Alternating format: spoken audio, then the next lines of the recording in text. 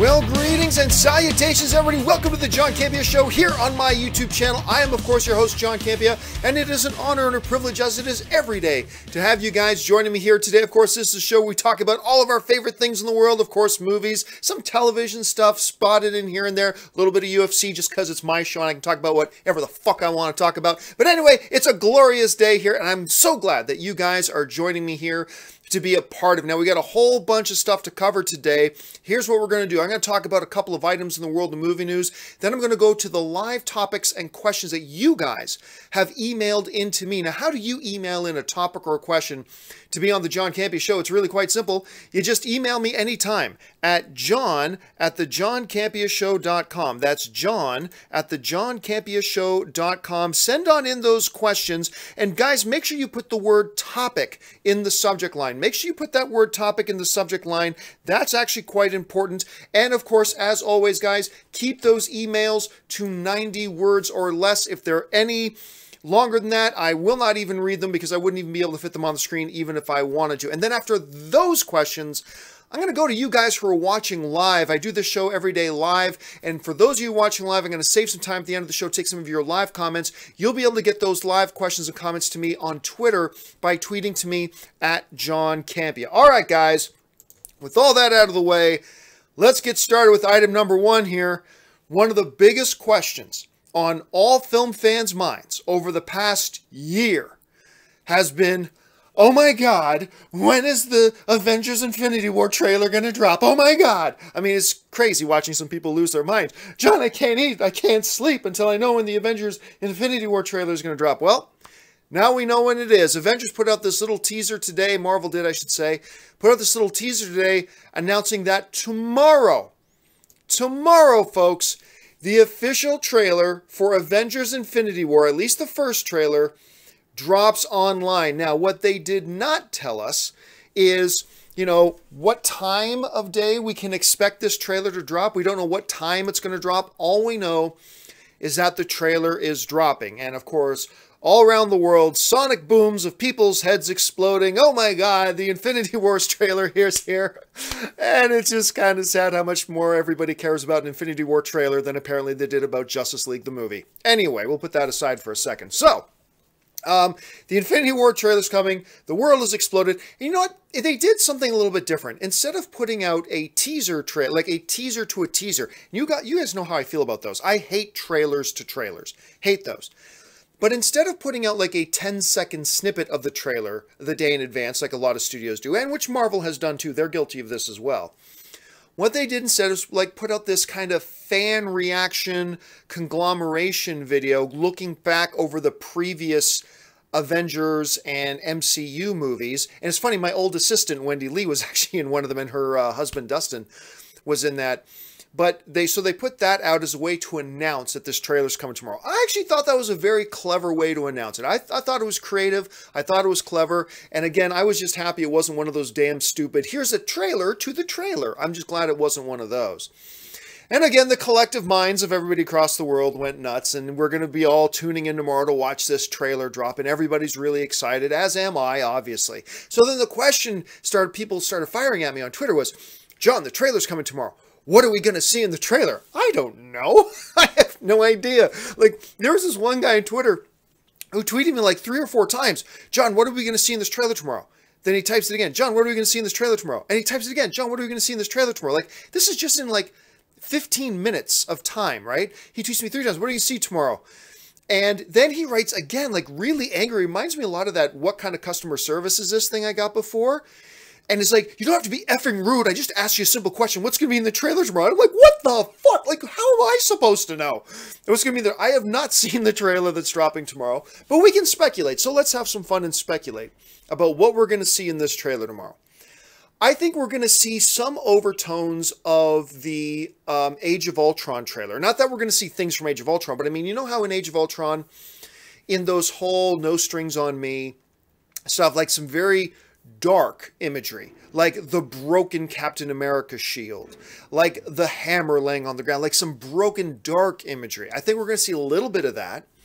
I think we're also going to get some of the, you know, the hallmark fingerprints of Marvel. We're going to get some light tones in there as well. We're going to have a couple of funny moments. I think we're definitely going to have a Thanos-heavy trailer. Not that I think that the trailer is going to be all about Thanos, like all Thanos all the time from beginning. Not at all. But I do think that we're going to get a whole bunch of Thanos in this thing.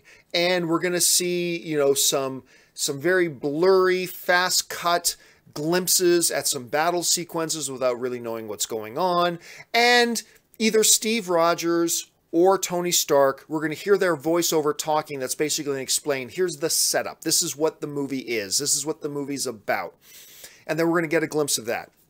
What I'm hoping we don't get, all right, this is what I do not want in this Avengers trailer tomorrow. What I don't want is a 1 minute and 30-second trailer with 1 minute of cuts and scenes and clips from all the previous MCU movies. That I do not want. I hate that, actually. I hate that bull. I don't want them to do that. Please don't do that. I would rather you give us a 1 minute trailer that's just stuff from the actual movie than like a 1.5 minute trailer where the first minute of it is all just clips and scenes from previous MCU movies to set up what's coming next. That I don't want. And I would be upset because you just put out this announcement today, the trailer's tomorrow. And then if tomorrow comes and it's some BS little 1 minute of clips of previous movies and a few little glimpses of something, Avengers Infinity War, that would bother me. So I hope they don't do that. But so yeah, I think we're going to get some dark imagery peppered in with some humorous moments, some fast cuts of what the combat scenes will be with a narration voiceover from either Tony Stark or Captain Rogers, basically explaining what's happening and what this movie is basically going to be about with a heavy dose of Thanos. That is what I am expecting. Now, they could go completely the other way, right? They could decide to keep Thanos out of it. Now, in the little Avengers sizzle reel that they did, that they played at D23 and that they played at Comic-Con, they did show Thanos. So I have a feeling they're not, you know, keeping Thanos secret is not high on their priority list, which I don't think it should be. But I still think there's a possibility for this first trailer that, again, I think they're going to go Thanos heavy. But if they don't, I do think there exists the possibility that they may decide to keep Thanos under wraps, per se, for the first trailer. And just the first trailer. Maybe go in a different direction other than that. Then there becomes the question of, okay, will they try to cram in every single MCU character who is going to be in this movie? Are they going to try to cram in at least one shot of all those characters? Or are they going to not worry about that right now and just go, look, we've got 4 more trailers to go between now and May. We've got a whole bunch of time and a whole bunch more TV spots and trailers. We don't need to cram every single person who's in this movie into this trailer. I'm going to guess that we'll probably see 6 or 7 MCU characters. I'm going to guess. Now, again, they could go the other way and cram all of them in there, and everybody gets half a second of screen time. Or I think they'll be more focused and centric on the key players, on Thor, on Iron Man, on Captain America, and kind of focus on those guys, and probably some focus on Black Panther, considering they're also trying to promote their upcoming Black Panther movie. So why not kill 2 birds with 1 stone? Put a good dose of Black Panther in this trailer as well, because that also serves the advantage of promoting the Black Panther movie that is coming up here fairly quickly. So there could be a little bit of that as well. But really, at the bottom line is this. We don't know what they're going to put in there. I can sit here and speculate till 4 in the morning, and I probably will. Even when the camera's not on, I will probably be sitting in this chair going, oh my God, you know what else they could do with this trailer? I will probably be sitting here till 4 in the morning speculating about what's going to be in this trailer. I just hope it's good.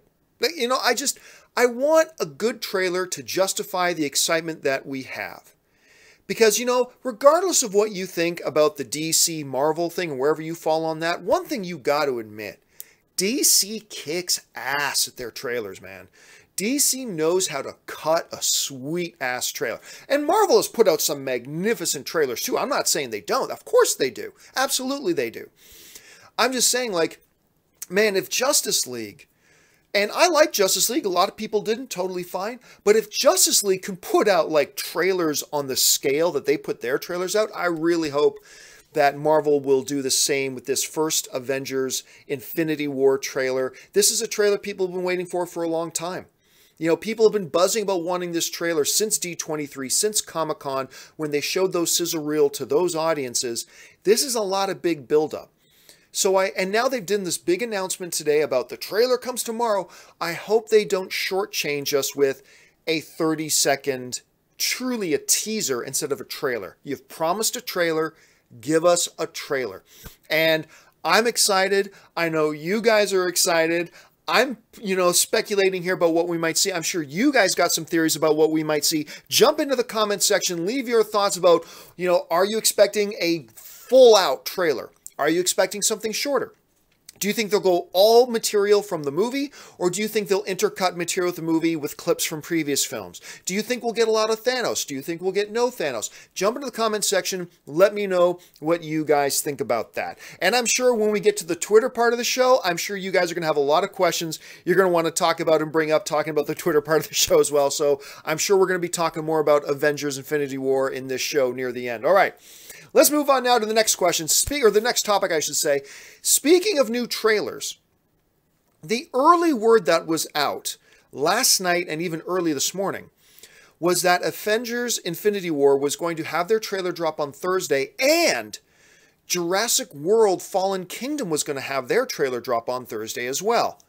However, we now know that Avengers is dropping its trailer tomorrow, and we now also know that those reports of Universal dropping the Jurassic World trailer on Thursday were wrong. What we are now hearing is that Jurassic World Fallen Kingdom is looking to drop its trailer next week, possibly next Thursday. I believe that's December 7th, is when they're looking at dropping the first Jurassic World trailer. Now, I will admit that I was pretty darn giddy when I first caught wind that we're going to get the Infinity War trailer on Thursday. Now we're getting it tomorrow, which is even better. But at first we were getting it on Thursday, and we're getting a Jurassic World trailer on Thursday. That was going to be a great day of talking about a lot of trailers.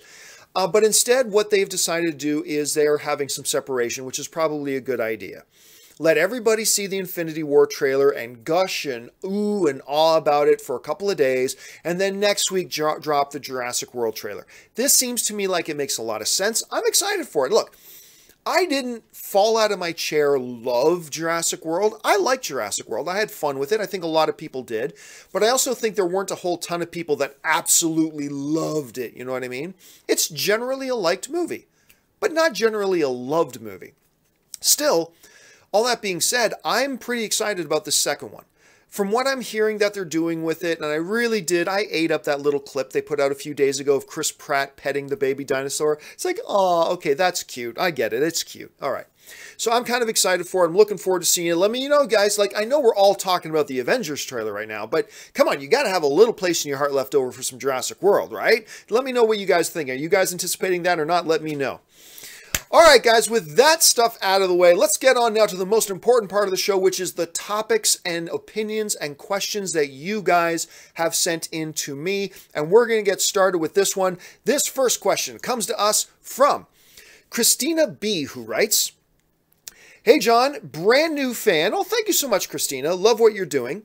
Tonya is getting Oscar buzz for Margot Robbie and Allison Janney's performance. This being a smaller movie and a comedy, what chances do you think they'll have? I'm a huge figure skating fan, so I can't wait to see it. Do you think this movie will get any interest from people who are not? Well, to answer that last question, do I think this movie, Tonya, is going to get any love and attention from people who aren't necessarily figure skating fans? To that, I say, yeah, I think there are. I think people are looking forward to this movie because people just like good movies. I mean, we watch a movie about hitmen and none of us are hitmen. So we watch, John Wick and none of us are assassins. At least not many of us are assassins. So yes, people just like good movies, This movie looks spectacular. If you haven't watched the trailer yet for I, Tonya, and it sickens me to know that some of you probably don't know that this is based on a true story. This really happened. All right. So you got Tonya Harding, right? Who was like one of the top figure skaters in the world. And then all of a sudden there's this girl, Nancy Kerrigan, who's a better figure skater, starts winning some of the meets. And she's better looking. She's getting more attention in the media, all this kind of stuff. And what happens was, after escape practice, Nancy Kerrigan, the new favorite, she got attacked by somebody beating her knee with a lead pipe, knocking her out of competition. Turns out, Tonya Harding was behind it. It is this wild, crazy, too strange to be true kind of story, which is just awesome. And if you have not seen the trailer for I, Tonya yet, treat yourself and watch this trailer. Even if you know nothing about the true story, you're going to see this trailer and you are instantly going to put it on your most anticipated list. Whether that list is 5 or 10 or 15, you are going to put this movie on that list because it looks incredible. I've talked to a couple of people who have seen it so far. I got invited to a screening to it, but it was in Beverly Hills. I know, first world problems, I get it. But it is a nightmare to drive to Beverly Hills, like 45 minutes to an hour and 15 minutes just to get down there. And then, anyway, so I skipped the screening of it. I'll watch another screening when it plays at a closer theater. But I did talk to a couple of people who have seen it, and they are raving about it. Raving about it. One of them even saying this movie is a lock to get a Best Picture nomination. Not saying it's a lock to win Best Picture, but one of them told me they believe it is absolutely a lock to get a Best Picture nomination, which only made me even more excited for the film. So if you have not seen the trailer to this, go check it out. And yes, I do believe it's not just figure skating fans who are going to be into this. This is a good movie. This is a movie that has a great trailer. I think people are going to interest. Now, is this movie going to make $100 million opening weekend? No chance in hell. Is this movie going to make $600 million worldwide? Absolutely not, it won't. But it doesn't need to make that kind of money. It doesn't have to have that type of wide global appeal to make money because this is a lower budget film. It's kind of an indie film. Go check out that trailer. I think you're going to be glad that you did. All right, let's move on now to the next topic. Let's go here. Next topic comes to us from Robert. And Robert writes, this is interesting. This is a question that comes up with me and my friends a lot. What constitutes a Christmas movie? To me, a true Christmas movie means the movie cannot still work if separated from the season. Example, A Christmas Story revolves around Ralphie getting his BB gun for Christmas. Films like Die Hard and even Home Alone are about characters and situations, and Christmas is the backdrop. This is a great question because I have this debate with friends of mine all the time, specifically around Die Hard. Because how many times have you and your friends had this conversation? Is Die Hard a Christmas movie? Seriously, I'm sure you guys have had that conversation probably 100 times. I know I have. Is Die Hard a Christmas movie? And I'll tell you what I say every time. Hell no, it's not. It is not a Christmas movie. Die Hard, to me, is a movie that happens at Christmas, but nothing about Die Hard needs Christmas to be there in order for that movie to still essentially be the exact same movie. It just so happens that the party was a Christmas party, and that's it. You could have made any other excuse at all for why that party was happening there at that time, whatever. So while it happens at Christmas, I strongly believe that Die Hard is not a Christmas film. It's a great film, but it's not necessarily a Christmas film. So even if you take something like, for instance, Gremlins, right? Gremlins, I would argue, is more of a Christmas film than Die Hard is because there's a few themes and issues that run through Gremlins that are directly tied and have Christmas interwoven into it. Remember that one great scene in Gremlins where they're sitting around talking and the girl is talking about why she doesn't like Christmas. And she tells the story about Christmas and what happens and blah, blah, blah, and how Christmas affects different people for different reasons. And so to me, Gremlins is more of a Christmas movie than, say, Die Hard is. Home Alone, that's tricky. Home Alone, would that have been the exact same movie if you put it in any other time of year and say that the family was going on vacation for whatever reason? Well, they do tie in a few more Christmas themes into Home Alone, so that's a tough one. I don't know where Home Alone falls on that. Let me know what you guys think in the chat board. Is Home Alone, would you consider Home Alone a Christmas movie?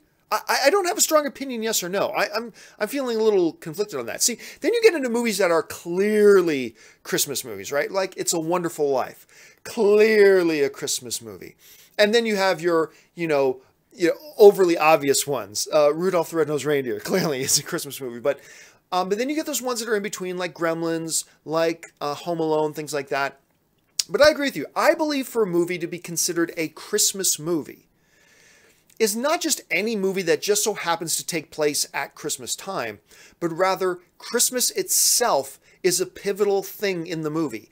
The notion of Christmas becomes interconnected to what's going on in the drama and going on in the narrative. Then to me, you can consider a Christmas movie. A movie like Die Hard, as magnificent as Die Hard is, I don't consider a Christmas movie, but I know a lot of you guys do. Jump into the comment section, give me your best thoughts about why you consider Die Hard to be a Christmas movie. I'd love to hear your thoughts on that. All right, let's move on now to the next question. And the next question comes to us from Guy Silver, who writes, "Hi, John. Love the show. Thank you so much, Guy. Not a relevant topic as of right now, but with the Tomb Raider and the Sonic the Hedgehog movies coming out within the next few years, would it be out of the question to see a possible video game cinematic universe leading up to the Super Smash Bros. Movie or something along those lines?" Well, thanks a lot for the question, Guy. And, Guy, come on. Really? Really? A video game shared cinematic universe, dude? Like, you are my brother in movie fandom. But in brotherly love, I feel like I got to put my arm around your shoulder, my brother, and go, come on now. Really? You want to talk about a video game shared universe movie? You know what I feel like? Do you ever guys see that Coach Mora clip? It's famous, one of the most famous video clip memes of all time, especially out of the world of sports, where he was coaching the, I believe he was coaching the Colts at the time. And they just had their asses handed them. They just got destroyed in a game. And in that press conference after the game, one of the reporter asks him about, where do you think this leaves you in terms of the playoffs? And Mora, disgusted at his own team, looks at the reporter and goes, "Playoffs? Playoffs? You want to talk about the playoffs?" Like, it's like this is the most ridiculous thing in the world to be talking about. And I feel like my friend who was bringing this up in movie fandom together and saying, "Hey, maybe a video game shared universe." And I go, shared universe? Buddy, let's get one good movie first before we start talking about shared video game universes, for heaven's sakes. I mean, so far every video game movie, out of the 30 or 40 of them there have been, have all sucked.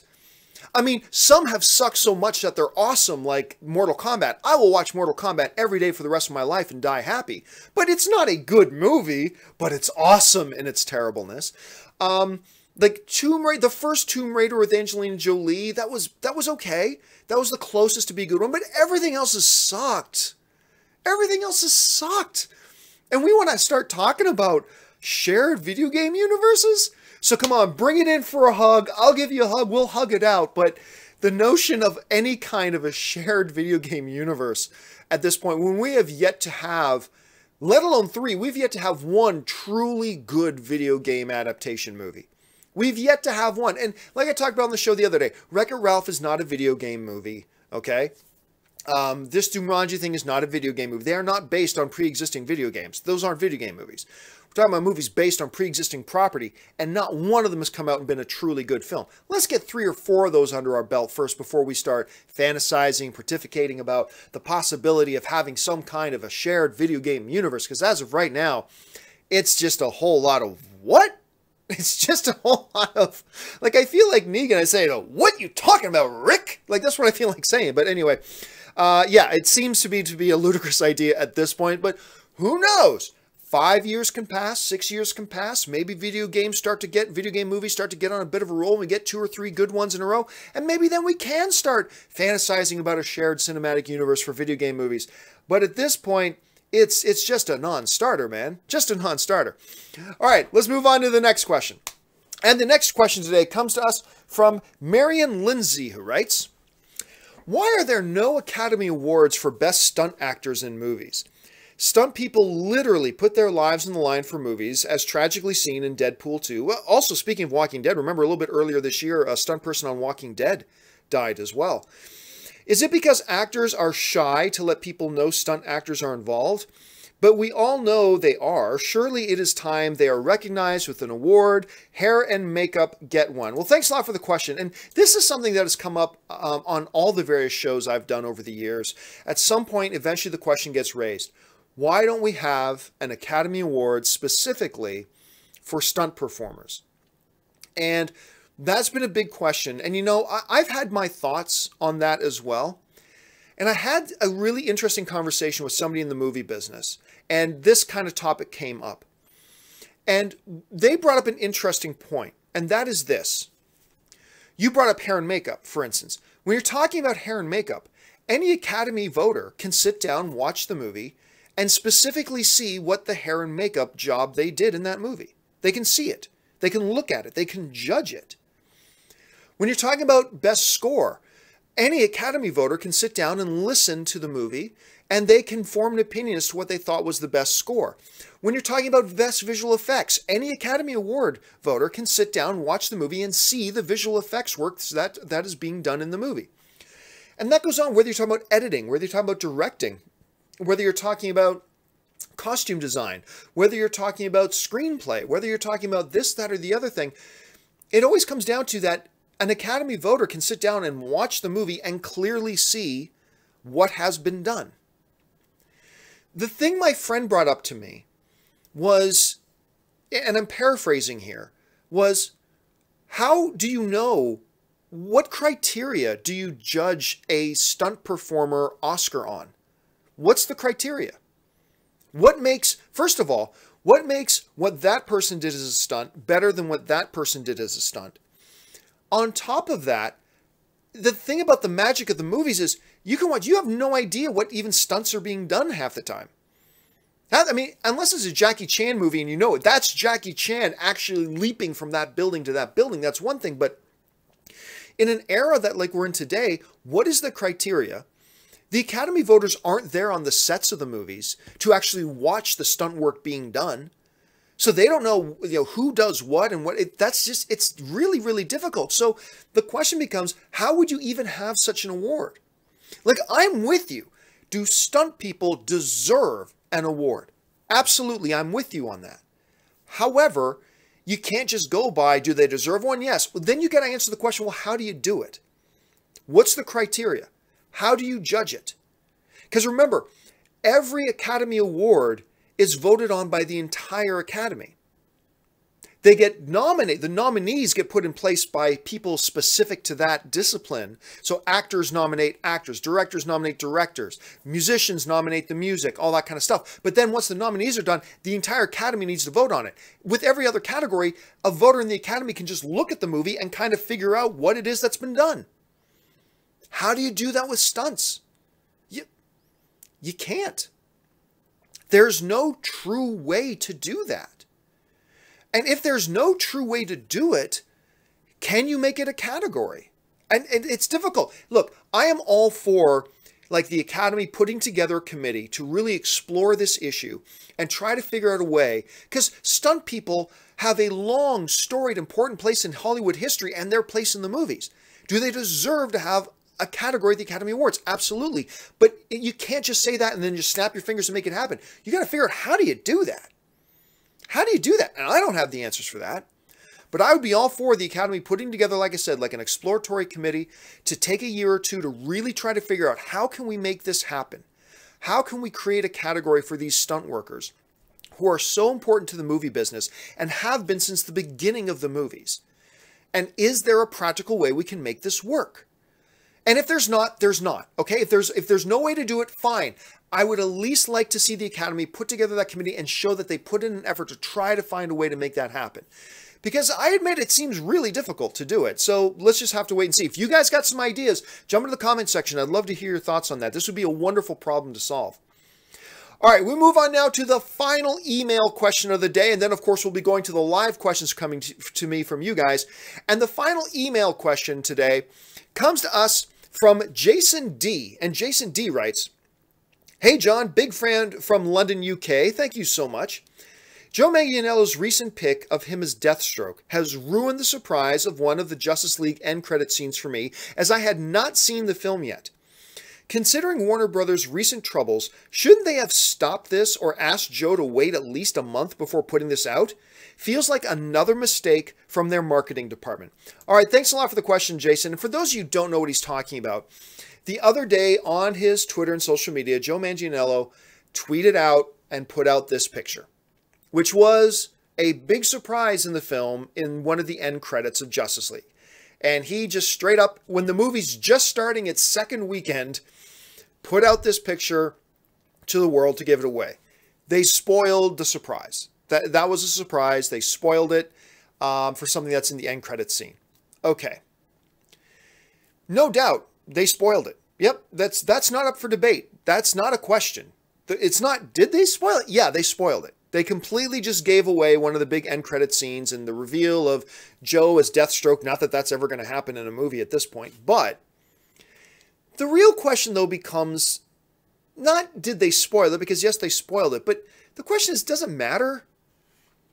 Does it matter that they spoiled it? Really? It's a post-credit scene. It's not like it's something that's directly an integral part of the narrative and the plot of the movie itself. It's a post-credit scene. Is it unfortunate that's been spoiled for some people? Yeah, probably. But it really doesn't make that big of a difference. Honestly, probably not. And as far as the marketing for the film goes, do you think that this picture coming out is going to stop anybody from going to go see the movie? It's not like they just revealed the ending of the film and how the story of Justice League resolves itself. They didn't. This is just a picture from a post-credit scene that really doesn't have much to do with the rest of the movie. Is there anybody really out there who hadn't seen the movie yet that's now going, well, damn, I was going to go see Justice League, but now that I know that Joe dresses as Deathstroke in the post-credit scene, I'm not going to go see this movie now. I don't think that's the case. If anything, this might actually encourage some people to go out to see it. It's like how finally Warner Brothers, after spending 6 months of being brain dead and not putting any Superman in any of their marketing, even though everybody knows Superman's going to be there, he's one of the most popular comic book characters in the world in history, and you don't put him in your marketing? What the holy hell are you thinking? And I asked that question many times. But now that the movie's out, they realized, oh, we didn't have a big opening weekend. Gosh, maybe we should have put Superman in the market. And now, then they put out new versions of all their posters with Superman in them. At this point, that's not going to keep people away. They're just trying to do whatever they can do to get more people to come into the movie and see it, which is totally understandable. So I don't think Joe putting out this picture, and I'm sure he didn't do it without Warner Brothers' permission. I am 100% positive that Joe did not leak out this picture of him as Deathstroke without priorly getting permission from Warner Brothers to do so. Because that would have been epically stupid of him. And I'm sure Warner Brothers is just in a position now, it's like, you know what? Our movie's failing at the box office. Let's put out posters with Superman in it. Let's let Joe put out the picture of him as Deathstroke. Let's do whatever we can at this point to get more people to come into the movie theaters to watch our movie, because not enough people are coming to watch our movie. So, was it a spoiler? Yes. Is it unfortunate? For some people, yes. But ultimately, does it really make that big of a difference? I'm going to say no. And if there is any difference, it might only be a positive difference for Warner Brothers at this point, because they have to do something. And I get it. I really do. So I'm okay with it. And it's unfortunate there are people like you that you feel like a bit of the movie was just ruined for you. But trust me, even though you saw this picture, it's still a kick. It's still a kick. Look, I'll let you know. I knew that Joe Manganiello showed up as Deathstroke in the movie at the end credit scene before I saw the movie. I knew. Obviously, I didn't talk about it on my show, but I knew. And it was still fun seeing him pop up there on screen. Yes, I already knew he was coming, but it was still fun. So, okay, fine, you've seen this picture. I would make the argument, you know what, it's not going to dissipate your fun very much. If this is something that would give you a kick, you're still going to get a kick out of it. I believe you're still going to get a kick out of it.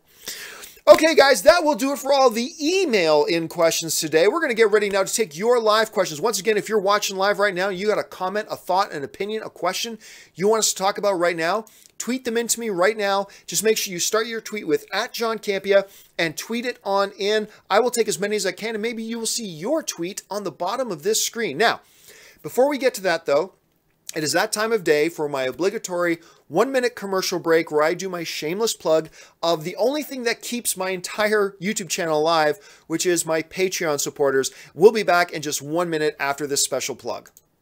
For those of you who have followed me for any period of time, you guys know that I made the decision recently to leave the corporate overlords. I no longer wanted to work for corporations. I wanted to be an independent content creator. And the only way I've been able to do that is by the support of my Patreon supporters. So what I would like to do is to ask you guys who watch my shows, who spend any amount of time with me every single month, to consider going over to www.patreon.com/JohnCampea.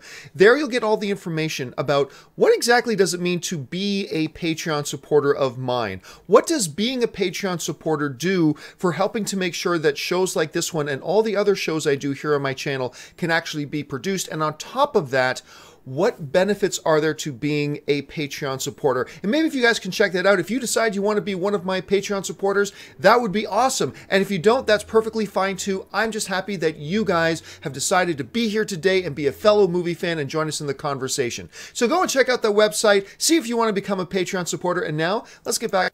All right, guys, and a special thank you to all of you guys who are already Patreon supporters of mine. Without a word of exaggeration, you are the reason these shows are even able to exist. So a special thank you to you guys. All right, guys, I said it was time for us to go to the Twitter boards, and we're going to do that right now. Let me get my Twitter stream open here so I can pick out our first one to get to today.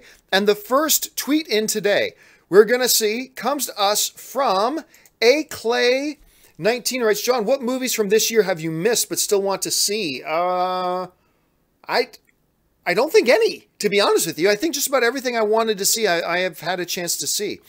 Let's see, this one.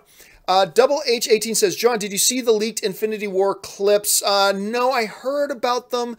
I didn't even know 100% for sure that they were real because I didn't want to see them. If they were leaked, then that means the studio didn't want them out, so I'm going to respect that. I didn't watch them. So, nope, I have no idea if they're real because I didn't look into them at all. Let's see. This one comes to us from G. Travis Roy 17. John, is it weird for a single guy with no friends to go to the movies alone? Absolutely not. I go to the movies alone. Absolutely. I love the movies. It's not like it's a dinner at an expensive restaurant alone. I mean, absolutely, go to the movies alone. Actually, I've got a friend of mine who totally prefers to go to the movies alone. They just like to go and enjoy. It's a time for them to relax, sit back, watch a movie and enjoy. Nothing wrong with going to the movies alone. It's unfortunate if you're somebody with no friends. That's sad. If the reason you're going alone is because you have no friends, that's sad. But no problem at all going to the movies alone. All right, next one comes to us from the Primal King. John, who's your favorite Star Wars villain other than Darth Vader and Chief Palpatine? Darth Maul. I think Maul's a great villain. Okay, next one comes to us from Kevin Wright 7, who writes, John, do you think Mary Elizabeth Winstead will ever be a top-tier actress and be nominated for an Oscar? Well, she is a very talented actress. She's really good. She impressed a lot of people, both in Scott Pilgrim and then that 99 or whatever, Cloverfield Lane. She impressed a lot of people. She's an impressive actress. Will she get the opportunity to be in the film that positions her for an Academy Award? Look, she's got the talent that I would definitely say she has the potential to be nominated for an Academy Award someday. It's all going to be about whether or not she gets that shot in that right role, in that right movie at the right time. But if she does, I have a lot of confidence in her that she'll be able to take advantage of that.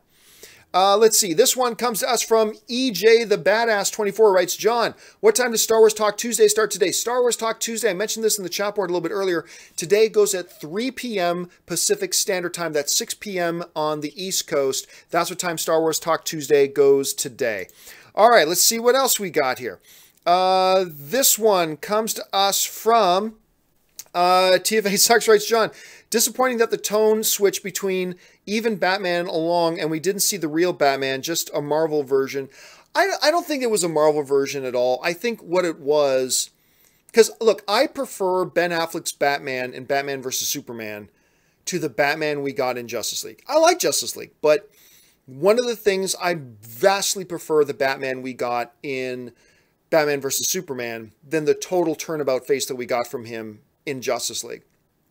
In Justice League, they went from a Batman who his true identity is Batman and Bruce Wayne is the mask. And then in this movie, they went, Bruce Wayne is who he really is and Batman's just the mask. Like, there's a minor spoiler here. For those of you who have not seen Justice League yet, I'm going to explain one scene that happens. This isn't important to the plot, but I'm going to say something here that's a bit of a spoiler. So mute your computer here for a minute if you want to. The real highlight to me is the one scene when, and I don't mind humor and jokes. I like humor and jokes, but from the right characters at the right time. Superman says to Batman, well, I knew you didn't bring me back because you liked me. And then they have this stupid moment where Batman goes, I don't not like you. It's like, oh, come on. That's something Flash might say, and that's cool. That's something Aquaman might say, and that would have been cool, but not the Batman. Come on. Anyway, that's just kind of my thought on that. Anyway, next one comes to us from I. Peyton Williams, who writes, John, which DCEU films in development are definitely happening, and which ones will definitely not happen? Well, there's only one that we can say are definitely happening. There's only one, and that's the one that's already finished shooting, and that's Aquaman. Then there's the next tier of most probably happening. That's where I would put Wonder Woman. Wonder Woman 2 is most probably happening. I would also put Shazam in most probably happening. But after the disaster of Justice League, box office-wise that is, I'm not willing to say anything that isn't already fully in production is a definite. I'm not even willing to say the Wonder Woman 2 is a definite. I think it is the most likely. I'll be surprised if it doesn't happen. But honestly, at this point, the only thing I think is set in stone is Aquaman. As far as definitely not happening, I don't think Gotham City Sirens is going to happen. I don't think Batgirl is going to happen. I don't think... There's a couple of others as well. And then there's a few others that are up for that are possible could happen. Suicide Squad 2 is still possible that could happen.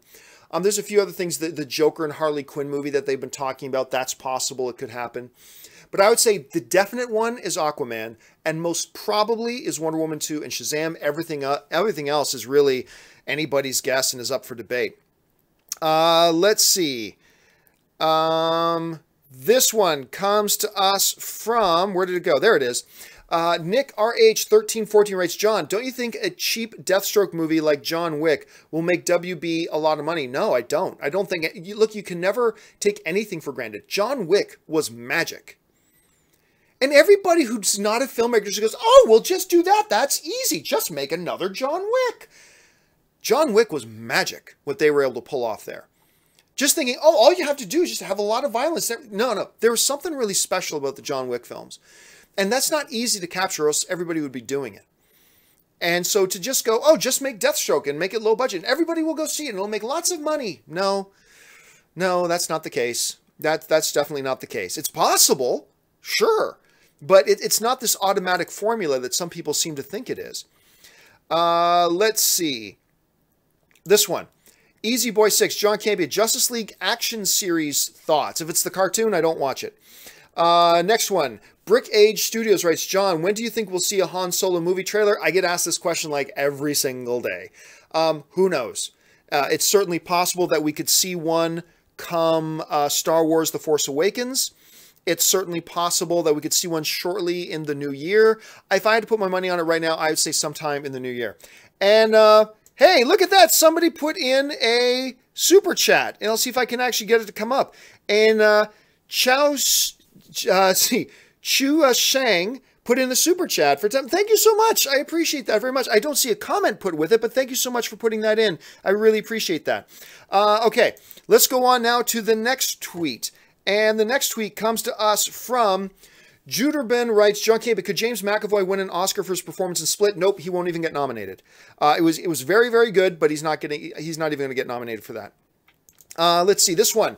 Nick RH1314, John, do you think Joe Manganiello is cut out to carry his own solo film? Yes, I do. I believe Joe's a pretty damn talented actor. And I think it's time for him to try a solo film. So whether it's Deathstroke, which I don't think it's going to be, or whether it's something else, I think Joe's ready to do it. I really do. Look, and he might work, he might not work, but I think he's earned at this point the right to give it a shot. And I think there's going to be a studio that will give him a shot at it at some point here. I'll take two more questions today. Mr. Bieberstar writes, John, what are your thoughts on the Marvel roster possibly totally changing after Infinity War? As I mentioned on the show yesterday, I do not believe that at all. I believe there will be some changes. A total changeover? Nope, I don't believe that for 1 second. Let's see. This one comes to us from Gore Obsessed writes, John, when do you think we'll get news on the future of the DCEU? That's the billion-dollar question right now. And you know what? I think right now Warner Brothers is circling the wagons, and they're going to wait until some of the dust settles. Look, Justice League is still in theaters. And no matter how not great it has done so far, fact of the matter is there's nothing else opening up against it for the next week or two. And then Star Wars gets here, and then all bets are off. But for the next week or two, there's not really much going against it. So I think Warner Brothers is going to take a breath. They're going to wait until the dust settles on to get a real true picture of the box office and where the dust is going to settle with the box office. I think it's not going to be probably until the new year. Sometime in the new year, we will get some kind of sense about what Warner Brothers is going to do. Because, look, as much as I like Justice League, you know I've seen it multiple times. I keep going again and again and again to watch it. I enjoy the film. But there is no way, there's no pretty way to paint this picture. Justice League is a disaster. It should have easily been a billion-dollar film. It should have easily been the #1 DC, forget Marvel. It should have easily been the #1 DCEU movie ever. Instead, it's the lowest opening DCEU movie ever. A movie with Superman and Wonder Woman and Batman all in the same movie. And you open to under $100 million? Look, there's no pretty way to paint that picture. You can try to spin it any way you want. And I can sit here and tell you till I'm blue in the face how much I enjoyed the movie. And I did my part by going to see it multiple times. Not just press screenings, folks. The first 2 times I saw were press screenings. The other times I paid for it. So I did my part. But there's no way around it. A Justice League movie opening to under $100 million. Then on its second weekend, it only made $40 million. You know how much Thor Ragnarok made on its second weekend? 57. You know how much Wonder Woman made its second weekend? 56. You know how much Spider-Man Homecoming made on its second weekend? 58, somewhere in that neighborhood. Justice League made 40. There's no way around it. It's a disaster. It's an unmitigated disaster. And it's the kind of disaster that is going to be a come-to-Jesus moment over at Warner Brothers.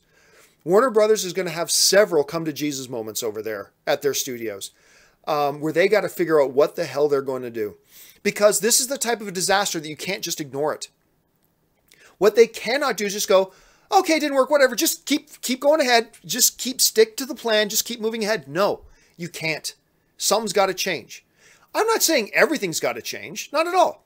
But something significant's got to change. When are we going to hear about this change of plans? Probably sometimes in the New Year's when we're going to get our first glimpse of it and hear our first words of it. But something's got to give, guys. Something's got to give.